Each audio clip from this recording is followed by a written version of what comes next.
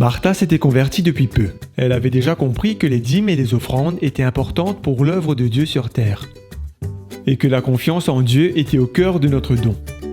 Elle sait aussi que sa dîme représente un pourcentage spécifié par Dieu, soit 10%.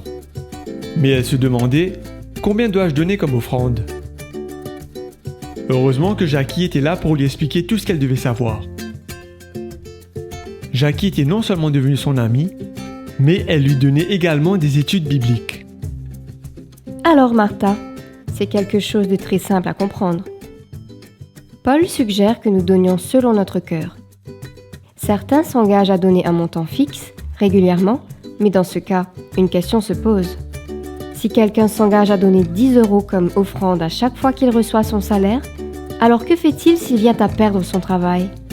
Comment va-t-il maintenant donner ce qu'il ne possède pas ? De même, disons que tu t'engages à donner 10 € comme offrande. Mais voilà que tu décroches entre-temps un emploi avec un très bon salaire. Penses-tu que les 10 € seront proportionnels à ta bénédiction ? Ainsi, tu te demandes, comment dois-je donner mon offrande ?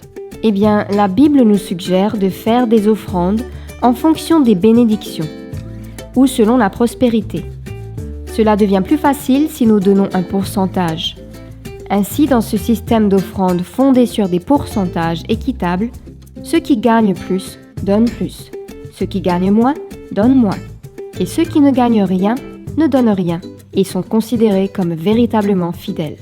Facile, n'est-ce pas ? Ce plan de contribution systématique fut conçu par le Seigneur Jésus-Christ lui-même, qui donna sa vie pour que vive le monde. La cause de Dieu n'aurait plus à dépendre de dons incertains, suscités par des impulsions, et variant suivant les sentiments changeants de chacun. Alors que vous rendez vos dîmes et que vous vous engagez, demandez au Seigneur de vous aider à vraiment comprendre les principes de la dîme et des offrandes, pour que vous puissiez être utilisés dans l'œuvre de Dieu en contribuant au partage de l'Évangile à toutes les nations. Mettons nos désirs en dernier et Dieu en premier.